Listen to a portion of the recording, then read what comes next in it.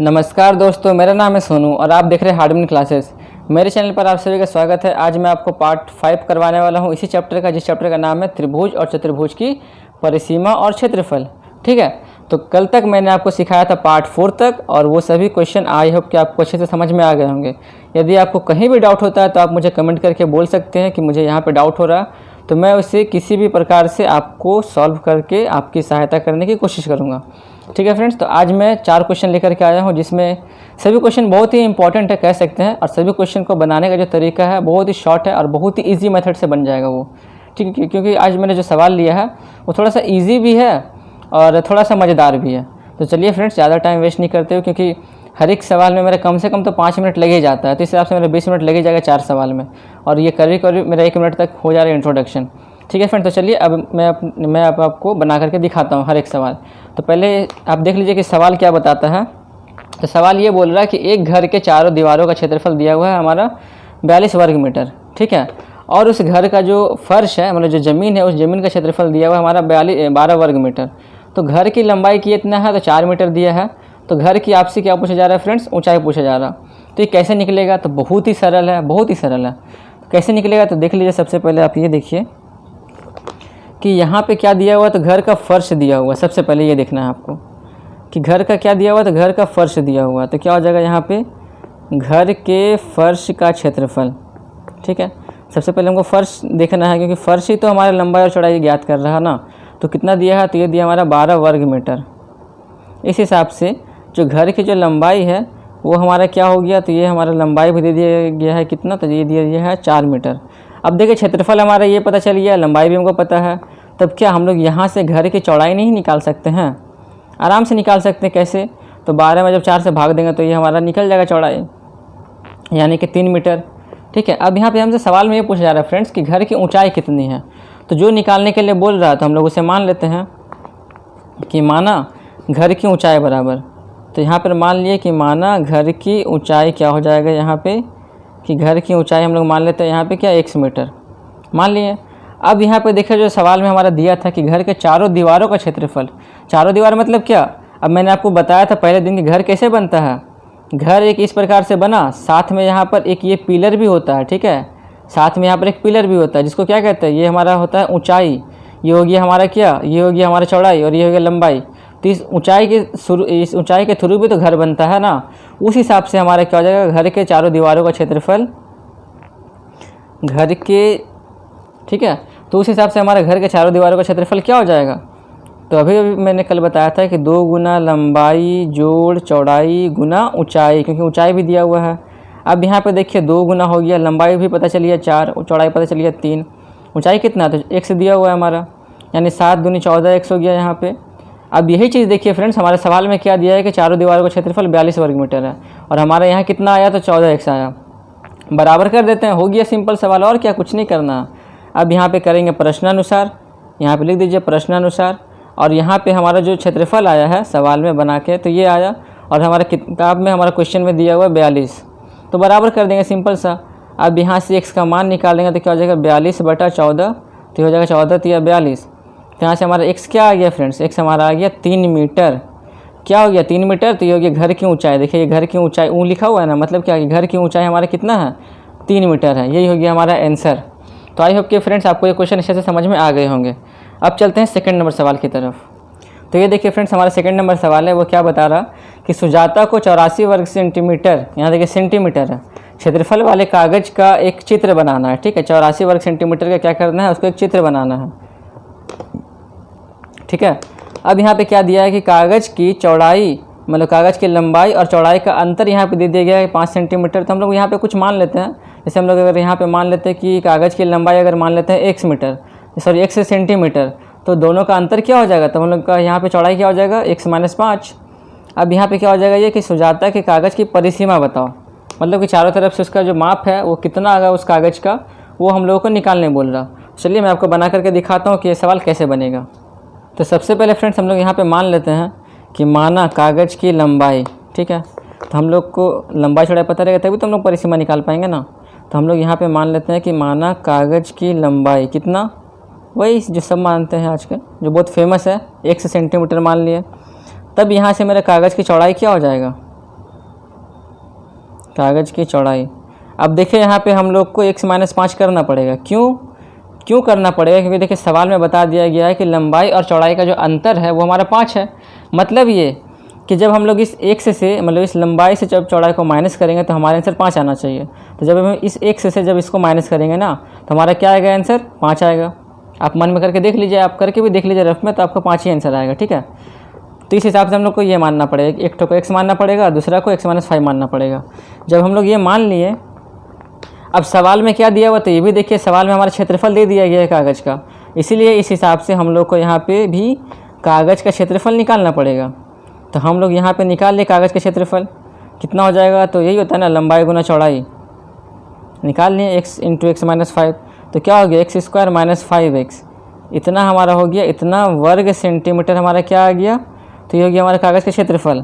अब यहाँ से आप एक चीज़ बताइए फ्रेंड्स कि कागज़ का परिसीमा क्या होता है? आपको ये निकालने बोल रहा है कि कागज़ की परिसीमा बताओ। तो कागज़ के परिसीमा का फॉर्मूला क्या होता है? मैंने आपको बताया था कि नहीं कि कागज़ जो भी होता है वो आयताकार होता है, और आयत का परिसीमा क्या होता है? तो वही होता है ना, 2 गुना लंबाई जोड़ चौड़ाई, यही ना होता है कागज़ का परिसीमा बोलिए, या फिर आप आयत की परिसीमा बोलिए। अब यहाँ पे लंबाई और चौड़ाई मेरा कैसे निकलेगा? तो देखिए लंबाई और चौड़ाई का क्या है? तो x है और यहाँ भी x माइनस 5 है, मतलब कि हमको यहाँ पे x का मान तो निकालना पड़ेगा किसी न किसी तरीके से। तो यहाँ देखिए हम लोग क्षेत्रफल जब निकाले तो एक्स स्क्वायर माइनस 5x आया है, और वही सवाल में हमारा क्षेत्रफल कितना दिया है? 84 दिया हुआ है। तो जब भी हमारा कुछ ऐसा केस आता है कि दोनों केस में हमारा अलग आता है और सवाल में जो दिया रहता है उस हिसाब से अगर निकालते हैं तो क्या करते हैं, उसके लिए इसको हम लोग इसके साथ बराबर कर देते हैं। बराबर क्यों करेंगे? तो क्योंकि दोनों तो एक ही है ना, दोनों तो मेरा अलग नहीं है, दोनों तो हमारा सेम है, इसलिए बराबर कर दिए। अब यहाँ से हमारा x निकल जाएगा, उस x को यहाँ पे बैठाएंगे, यहाँ भी बैठाएंगे x का मान, वहाँ से मेरा लंबाई और चौड़ाई निकल जाएगा, और फिर वहाँ से जो परिसीमा का जो फॉर्मूला होता है क्या होता है? 2 गुना लंबाई जोड़ चौड़ाई, वहाँ पे बैठा करके वो हमारा परिसीमा भी निकल जाएगा। ठीक है, अब इसको सॉल्व करते हैं यहाँ पे, तो ये क्या हो जाएगा? यहाँ पे एक्स स्क्वायर माइनस 5x, फिर यहाँ पे हो जाएगा माइनस 84, ये हो गया इतना। अब यहाँ से देखिए 12 7 84, 5 आ जाएगा मेरा आराम से यहाँ पे, तो क्या हो जाएगा? ये माइनस 12x प्लस 7x, ये हो गया माइनस 84 बराबर हो गया 0। अब यहाँ पे क्या हो गया? x कॉमन लेंगे तो क्या आ जाएगा? x माइनस 12, और यहाँ पे जब 7 कॉमन लेंगे तो क्या आ जाएगा? x माइनस 12, ये हो गया बराबर 0। अब यहाँ पे आएगा तो क्या हो जाएगा? ये x माइनस 12 हो गया, और यहाँ पे क्या हो गया? x प्लस 7 बराबर ये हो गया 0। अब यहाँ पे थोड़ा नीचे दिखाते हैं, अब यहाँ पे हो जाएगा इधर और करना पड़ेगा आपको, ये हो गया हमारा इधर, ये हो गया हमारा और। अब यहाँ पे हो जाएगा x माइनस 12 बराबर 0, यानी x क्या आ गया? 12 आ गया, और यहाँ पे क्या हो जाएगा? x प्लस 7 बराबर 0, यानी यहाँ पर हमारा x क्या आ गया? माइनस 7। तो मैं आपको एक बात बता दूँ फ्रेंड्स, आपको तो ये खुद पता ही होगा कि किसी भी चीज़ का जो माप होता है वो हमारा माइनस में नहीं होता, मतलब कि हम लोग ये नहीं लेंगे, हम लोग सिर्फ ये लेंगे। तो हमारा x का मान क्या आ गया? हमारा x का मान आ गया 12 सेंटीमीटर। 12 सेंटीमीटर आ गया, इसका मतलब यही हुआ ना कि हमारा जो कागज़ की जो लंबाई है वो कितना है? तो ये हमारा 12 सेंटीमीटर है। तो कागज़ की चौड़ाई क्या हो जाएगा? तो यहाँ पे जब 12 बैठेंगे तो क्या आएगा? 12 माइनस 5 यानी 7, तो ये हो जाएगा हमारा 7 सेंटीमीटर। अब इस हिसाब से आप यहाँ पे निकाल लीजिए कागज़ की परिसीमा, तो यहाँ पे क्या हो जाएगा कि इसलिए कागज़ की परिसीमा बराबर, तो हमारे यहाँ पे कागज़ की परिसीमा क्या निकल जाएगा? तो क्या होता है फॉर्मूला? 2 गुना लंबाई जोड़ चौड़ाई, तो ये क्या हो जाएगा? 2 गुना हो गया। अब यहाँ पे हो जाएगा 12 प्लस 7, कितना होता है? 19 होता है, यानी कितना आ जाएगा हमारा आंसर? 38 सेंटीमीटर। बस हो गया आंसर।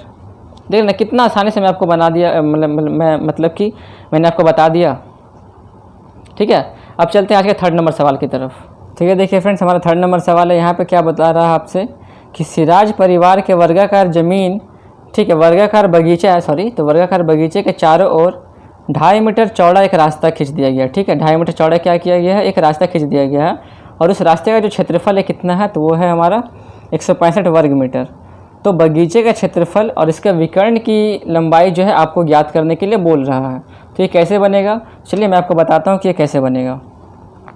आई होप आपको ये समझ में आ गया होगा, बट फिर भी मैं आपको एक ड्राइंग से समझाता हूँ कि देखिए ये बोला जा रहा है यहाँ पे कि ये हमारा एक वर्गाकार ज़मीन है। ठीक है, ये हमारा क्या एक वर्गाकार ज़मीन है, और इस ज़मीन का जो चौड़ाई कितना दिया है? तो ये ज़मीन का जो चौड़ाई दिया हुआ है हमारा, मतलब क्या वर्गाकार बगीचे के बाहर की तरफ, तो ये हमारा वर्गाकार बगीचा हो गया, और इस बगीचे के बाहर की तरफ यानी ये वाला जो हिस्सा है हमारा, ये कितना दिया है? तो ये वाला जो हिस्सा है वो हमारा है 2.5 मीटर का। ठीक है, हमारा कितना है, तो ये हमारा दिया हुआ 2.5 मीटर का। तो हम लोग को निकालना पूरा बगीचे का क्षेत्रफल, मतलब सिर्फ हम लोग को ये वाला हिस्सा निकालना है। तो ये वाला हिस्सा कैसे निकलेगा, मतलब ये वाला निकालना कैसे निकलेगा, तो सबसे पहले रास्ता सहित ज़मीन का क्षेत्रफल, मतलब सॉरी बगीचे का क्षेत्रफल निकालना पड़ेगा। उसमें से किसको माइनस करना पड़ेगा, तो उसमें से माइनस करना पड़ेगा रास्ते का क्षेत्रफल को। जब इस रास्ता सहित वाले से रास्ते वाले को जब माइनस करेंगे तो क्या आएगा, हमारा सिर्फ ये वाला हिस्सा बचेगा, और उसी को तो आपको निकालने के लिए बोला जा रहा। चलिए मैं आपको बताता हूँ कि ये कैसे बनेगा। तो सबसे पहले हम लोग मान लेते हैं कि अभी यहाँ देखिए ये वर्गाकार भुजा है, तो इसीलिए हम लोग यहाँ पे मान लेते हैं वर्गाकार भुजा की लंबाई, और क्या बोल सकते हैं, तो यहाँ पे क्या हो जाएगा, वर्गाकार बगीचे की प्रत्येक भुजा की लंबाई कितना, तो कितना मानेंगे, x मानेंगे, और क्या कितना हो जाएगा, क्या x मीटर दिया हुआ है। इस हिसाब से हमारा क्या हो जाएगा, वर्गाकार बगीचे का क्षेत्रफल, तो यहाँ से हो जाएगा हमारा वर्गाकार, ठीक है, तो हमारा यहाँ से हो जाएगा वर्गाकार बगीचे का क्षेत्रफल, क्या हो जाएगा वो x² वर्ग मीटर, ठीक है, क्या हो जाएगा ये, तो ये हो जाएगा हमारा x² वर्ग मीटर, ठीक है। अब यहाँ पे देखिए रास्ता सहित जब निकालते हैं बगीचे का लंबाई, तो क्या आता है, रास्ता सहित बगीचे की लंबाई, तो हमारे यहाँ पे देखिए रास्ता सहित बगीचे का क्या लंबाई। ऐसा क्यों, मैंने आपको बताया था ना कि रास्ता सहित वाले से रास्ता को माइनस करेंगे तभी हमारा ये वाला हिस्सा निकलेगा, रास्ता मतलब ये वाला हिस्सा निकलेगा। तो यहाँ पे रास्ता सहित बगीचे की लंबाई कितना हो जाएगा, तो सिंपल x + 2 × 2.5, क्योंकि जो चौड़ाई है उसी को तो लिया गया है ना रास्ता सहित में, तो हमारे यहाँ से क्या आ जाएगा, तो हो जाएगा 2.5 × 5 होता है, यानी क्या आ जाएगा ये x + 5 मीटर, ठीक है। अब यहाँ पे इसका क्षेत्रफल निकाल लेते हैं कि रास्ता सहित बगीचे का क्षेत्रफल, तो क्या आ जाएगा, जाहिर सी बात है उसका हम लोग स्क्वायर कर देंगे, यानी कि x + 5 का होल स्क्वायर, इतना हमारा क्या हो जाएगा, इतना वर्ग मीटर हो गया। अब यहाँ पे क्या करना है, अब यहाँ पे रास्ते का क्षेत्रफल, अब यहाँ पे क्या हो जाएगा, रास्ते का क्षेत्रफल। अब देखिए यहाँ पे ये रास्ते का क्षेत्रफल कैसे निकलेगा, तो x + 5 यानी कि रास्ता सहित से माइनस करना पड़ेगा किसको, उसका प्रत्येक भुजा को जब माइनस कर देंगे तो हमारा ये वाला हिस्सा निकल जाएगा, यानी ये हो गया हमारा ये। अब यहाँ पर मैं आपको चीज़ बताना चाहता हूँ फ्रेंड्स कि यहाँ पर मैंने क्या किया, तो देखिए इस रास्ते के बारे में हम लोग बना रहे हैं, ठीक है। हम लोग को देखिए निकालना तो एक्चुअल में ये है, बट हम लोग इस रास्ते को निकाल रहे हैं। अब ये कैसे निकलेगा, तो देखिए हम लोग इसके लिए ही तो x माने हैं ना, देखिए हम लोग जो x माने किसके लिए माने, इसके लिए माने हैं। अब सवाल में हमारा जो देखिए दिया हुआ क्षेत्रफल वो हमारा रास्ते का क्षेत्रफल दिया हुआ, ठीक है। सवाल में हमारा क्या दिया हुआ है, तो वो दिया हुआ रास्ते का क्षेत्रफल। इसके लिए हम लोगों को क्या करना पड़ रहा है, यहाँ पे इसका x का मान निकालने के लिए हम लोगों को यहाँ से भी रास्ते का क्षेत्रफल निकालना पड़ रहा। तो देखिए इस प्रकार से आएगा कि टोटल वाले से इसको अंदर वाले को माइनस कर देंगे, तो देखिए जब माइनस कर दिए तो हमारे यहाँ से देखिए x मिल गया। अब प्रश्न अनुसार करके क्या कर देंगे, इसके बराबर में बैठा देंगे 165, क्योंकि ये हमारा रास्ता है और ये भी हमारा रास्ते का क्षेत्रफल दिया है, तो दोनों को बराबर कर देंगे, तो वहाँ से हमारा x का मान निकल जाएगा। और जैसे ही हमारा x का मान निकल गया तो समझ जाइए कि आपका मैथ सॉल्व हो गया, क्योंकि मेन तो हमको x निकालना है। जब x पता चल गया तो आप वहाँ से कुछ भी निकाल सकते हैं, ठीक है। तो ये देखिए अब हम लोग यहाँ पे x का मान निकालते हैं, तो यहाँ पे करना पड़ेगा 80 यानी कि आप इसे प्रश्न अनुसार भी लिख सकते हैं। तो ये हो जाएगा हमारा x + 5 का होल स्क्वायर माइनस x का स्क्वायर, और ये हो जाएगा यहाँ पे हमारा 165, ठीक है। इसको सॉल्व करने पे क्या आएगा, तो हो जाएगा x² + 2ab यानी कितना हो जाएगा 10x, और यहाँ पे क्या हो जाएगा +25, ये हो जाएगा -x², और ये हो जाएगा 165। अब यहाँ से ये भी कट गया हमारा, यहाँ से क्या आएगा, तो ये आ गया 10x, और यहाँ पे देखिए 165 से जब माइनस करेंगे 25 तब क्या आएगा, तो हमारा क्या आ जाएगा, तो 0 6 में 2 4 यानी कि 140 बचेगा। तो हमारे यहाँ पे x क्या आ गया, तो 14 आ गया ना 14। मतलब क्या कि यहाँ से हमारा प्रत्येक भुजा की लंबाई निकल गया ना, वर्गाकार क्या है कि वर्गाकार बगीचे का प्रत्येक भुजा की लंबाई मेरा निकल गया कितना, 14 मीटर निकल गया। पूरी हमने लिखा, आप समझ जाएगा पूरी लिखा हुआ। अब यहाँ से इसका क्षेत्रफल निकालने बोल रहा है कि बगीचे का क्षेत्रफल, तो बगीचे का क्षेत्रफल क्या हो जाएगा, तो जाहिर सी बात है कि प्रत्येक भुजा की लंबाई को स्क्वायर कर दीजिए, यानी 196 क्या हो जाएगा हमारा वर्ग मीटर हो गया। यहाँ पर देखिए हम x के बदले लिखे हैं, तो आपको यहाँ पे ये लिखना पड़ेगा कि ऊपर में हम जो x माने हैं ना, आप यहाँ पे वो लिख दीजिएगा उसके इस x के बदले में, ठीक है। अब यहाँ पे सवाल में आपसे ये भी बोला गया था फ्रेंड्स, विकर्ण निकालने के लिए क्या बोला गया था, आपको विकर्ण भी निकालने के लिए बोला गया था। तो क्या हो जाएगा यहाँ पे बगीचे के विकर्ण की लंबाई, तो क्या होता है वर्ग में विकर्ण का फॉर्मूला क्या होता है, तो यही होता है ना कि √2 × a यानी √2 × भुजा, तो √2 हो गया, भुजा कितना दिया है तो भुजा हमारा 14 दिया हुआ है। और सवाल में आपका ये दिया हुआ है फ्रेंड्स √2 का मान 1.414, तो आपको यहाँ पर बैठाना पड़ेगा क्योंकि आपको सवाल में दिया हुआ है। अब आप यहाँ पे गुना करेंगे तो आपका आंसर क्या आ जाएगा, यहाँ पे 19.1 आ जाएगा 796, इतना क्या आएगा, इतना मीटर हमारा क्या हो जाएगा, आंसर हो जाएगा इसका विकर्ण। तो आई होप फ्रेंड्स आपको ये क्वेश्चन अच्छे से समझ में आ गए होंगे।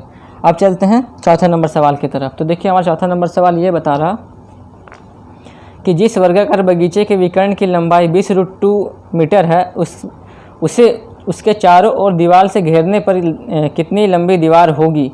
मतलब कि उस ज़मीन को हम लोग क्या कर रहे हैं, दीवार से घेर दे रहे हैं। मतलब उसी सेम प्रकार से कि ये हमारा एक वर्गाकार है, इसके चारों तरफ हमें क्या करें, एक ज़मीन बना दे रहे हैं, ठीक है, और कुछ नहीं है। इस हिसाब से इसको बोला गया है।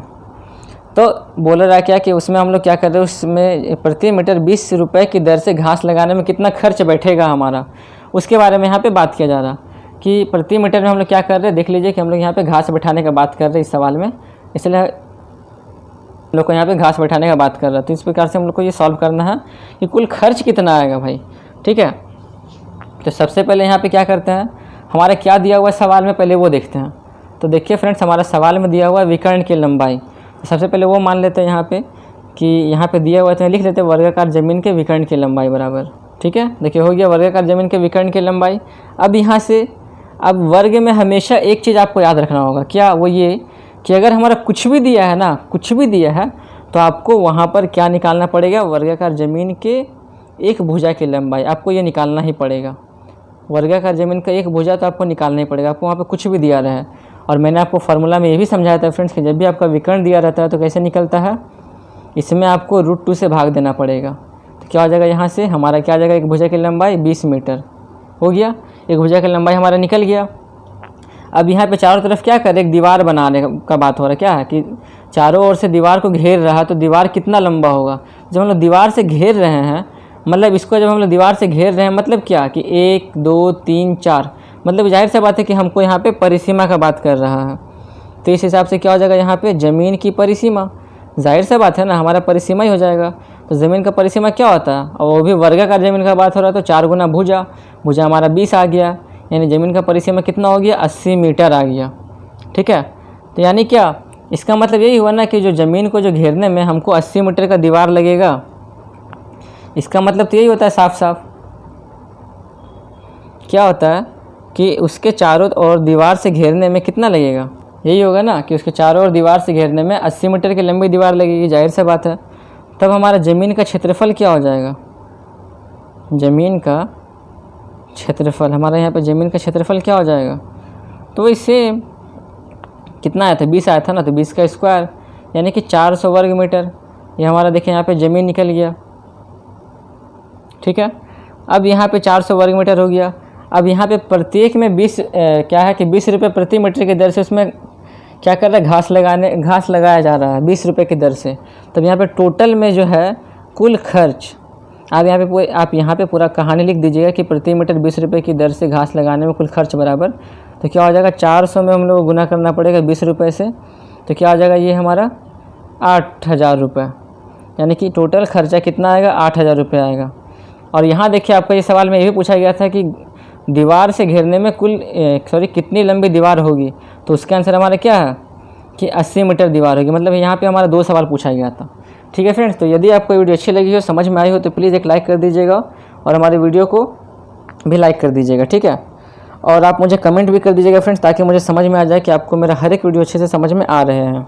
चलिए मैं रखता हूँ, अब मैं आपको मिलता हूँ कल एक नए पार्ट के साथ।